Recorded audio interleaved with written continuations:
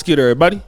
It's your boy, O'Shea Duke Jackson, back at it again with another episode of The Celebrity Junk. WGN is a very popular news network out in Chicago, and they have been the one covering a lot of the Tiffany Henyard saga. I believe they were the first ones to do it. Then Fox 32 did it, NBC Chicago, I believe ABC 7 Chicago also joined in much later. But I want to get into this particular documentary that they did called Mayor, Money, and Mistrust in Dolton. It was a great documentary by the presenter, but there is one thing that I want to focus in, and I'm only going to deal with one clip here. I want to play that clip and then I'm going to return.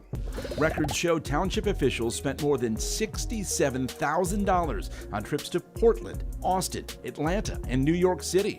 Many of the flights were first class. So were the accommodations. In Atlanta, they stayed at the Four Seasons, costing taxpayers more than $9,000. Okay, so that's the clip I'm dealing with.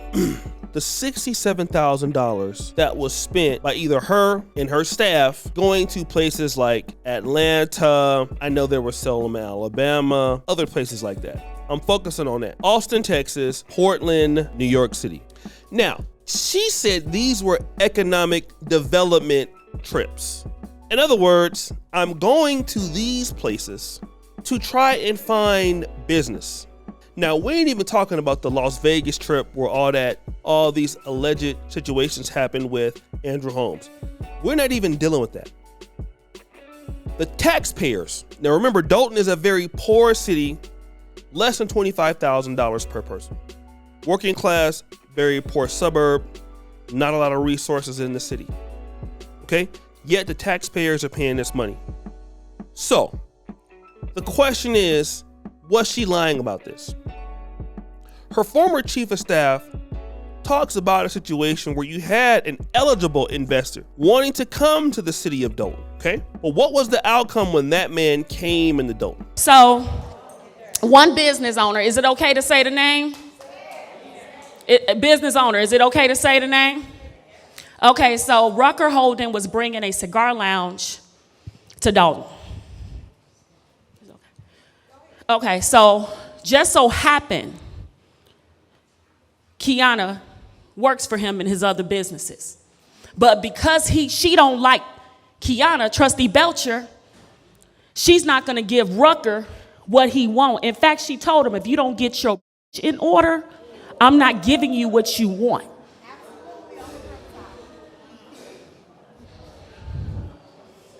Yeah, so get this. He came into the office one day. This is how I found all this out. He came into the office one day. They said DeAndre Rucker. I'm like, I know DeAndre. Hold on. What's up? He told me, he said, I'm trying to get my business together, blah, blah, blah. I said, yeah, I just heard your building was not compliant. That's what I was told. He said, that's not true. He had it investigated. He had it, inspected. Everybody, it's been inspected 5-6 times. He was in compliance. She just didn't like him. Now get this. That same day, there's an ordinance to have his cigar lounge open. Now, let me tell you something if you've never been to Rucker Cigar Lounge, it's sexy. Grown and sexy. Riff Raff can't even afford the cigars, yet alone anything else in there, so you're not going to get them there. It's sexy. Real nice for grown-ups. It's just nice. Good music, all that. So I'm like, this would be a plus for Dolton. Well, he come with one ordinance. Kiana come with another ordinance. I went and pulled another ordinance. It's 3 ordinances. These are false ordinances. Somebody got some falsified fraudulent documents, right? The clerk's office only had 1. But it came 3 different ordinances. So I'm like, okay, this look a little sus. All right, let me look into it over the weekend. I had a meeting set up with them the next week. I got called in by the administrator, said it's a conflict of interest. I have to remove myself because I know him. And then what about these businesses that were also shut down? Well, more controversy is brewing in South suburban Dolton. So last night, police shut down 2 popular bars. One trustee says the reason? Because they're not financially supporting Dolton's mayor, Tiffany Henyard. Our Dane Placco has more. Is it coincidence or retaliation? Both of the Dolton bars that were raided and shut down last night, we visited the day before as part of our ongoing investigation into allegations of political corruption in Dolton. They just rushed in here, put police at the front of the door like they was doing a raid on the drug house or something. A team of Dolton police officers raided and shut down Pablo's Bar and Cafe and Rinky's Bar and Cafe, both located on Sibley, about a block apart. Everything going peacefully, nothing going on. It's like 10 police cars came in and they start pushing customers from here. And he said, if you don't leave, we're gonna lock you up. Employees and owners say it's part of an ongoing campaign of harassment by Dolton Mayor Tiffany Henyard that is costing jobs and money. Their business licenses have been stripped by Dolton, but they've continued to operate with a state license. I have like over 23 employees. They work from the local township. Now, end of the day, all the employees, they're gonna lose their job. So why am I bringing this up? First of all, I live in a country that is not very rich, in Uganda, okay? I've never really been concerned about economic development, in a community development, money development, until I came and I saw what was going on here, right? Typically, the things that Henyard was trying to do, skating rings being installed, streets being developed, all of that and infrastructure repairs, that's great. But if taxpayers are spending their money on keeping things like that going afloat, the city will run out of money. So what an economy has to do, and even the Dolton economy, albeit very small, the trick is, how do we get business inside of the city? What is it that we can do to attract people to come to the city, whether it's from Chicago, Illinois, over the Midwest, spend money in Dolton, in which the government can then get more tax revenue. All right? Then obviously all the things you want to do, because you don't want to be like some of these countries, some of these cities or states where you're taking out all these loans for infrastructural projects and you have no way to keep that as a tax base, and you're asking taxpayers for more money. That's not really good governance.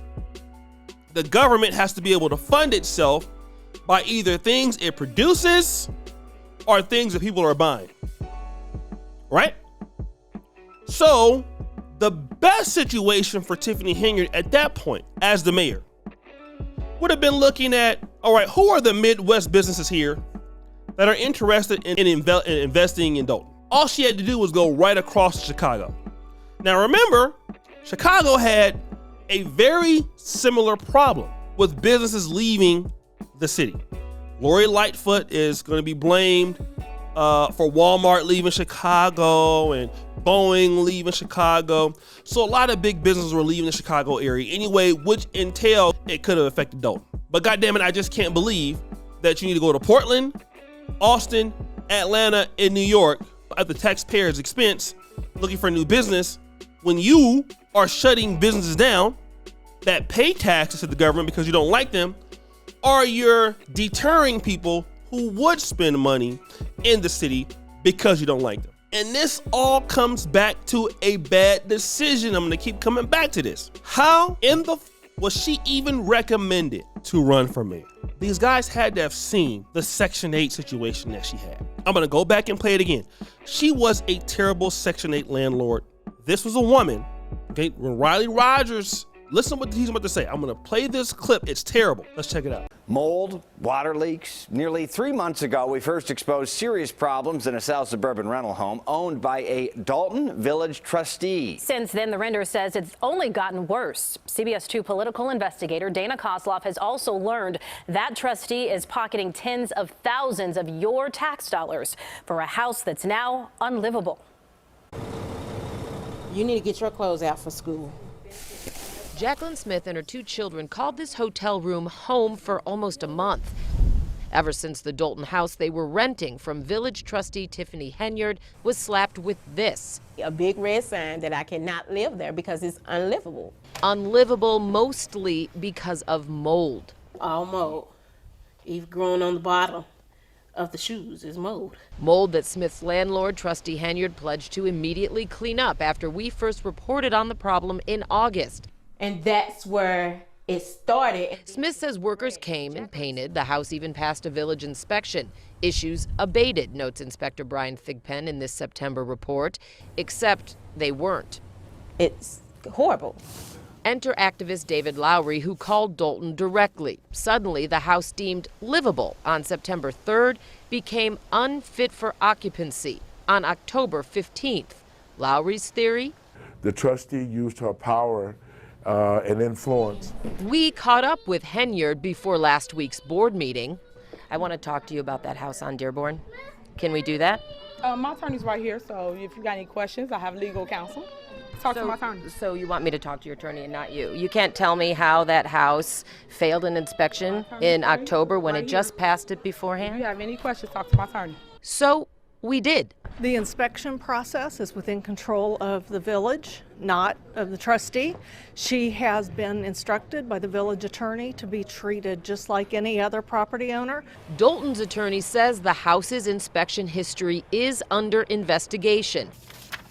And village records show a slew of past problems, with the house passing, then failing, then passing inspections for years, even before the Housing Authority of Cook County approved it as a rental property eligible for government housing assistance money, or Section 8. An HACC employee says as a landlord, Henyard's received $36,866 taxpayer dollars in Section 8 rent payments since 2017, when Smith moved in.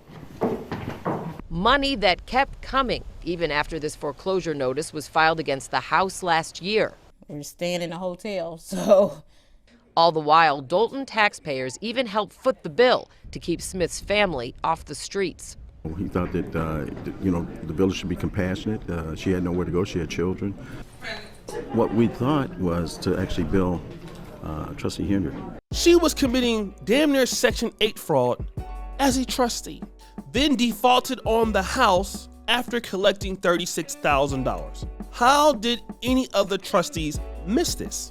I mean, it's one thing to blame Henyard for what she's doing, but how did they miss it? And I like what the guys are doing. We all making mistakes, but this was glaring. It's not like Chris Gonzalez over in Thornton Township, who really didn't know of her. He was trying to give her an opportunity when, Frank Zuccarelli died, the former Thornton Township supervisor, and they wanted somebody young and a woman and diverse. So we only had like 10 minutes to make the decision.